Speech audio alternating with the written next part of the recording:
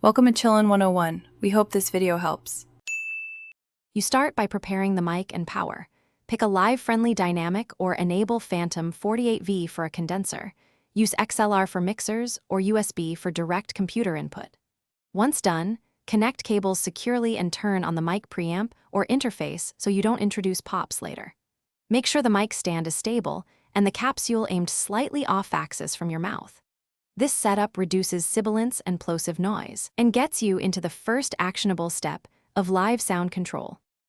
Now you adjust gain, monitoring, and basic EQ for clarity. You should set the preamp so loudest moments peak near -6 dB. That prevents clipping while preserving headroom.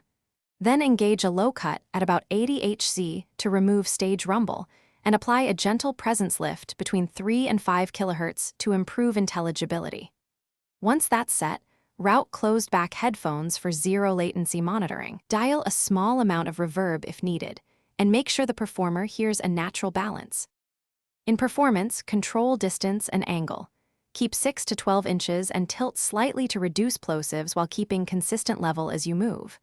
If feedback happens, immediately lower gain, move monitors off-axis from the mic, and apply a narrow notch to the feedback frequency on the mixer.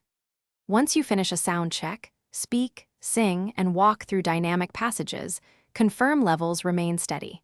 If problems persist, swap cables and test another channel to isolate whether the mic, cable, or... Thanks for watching. Consider subscribing if we helped you.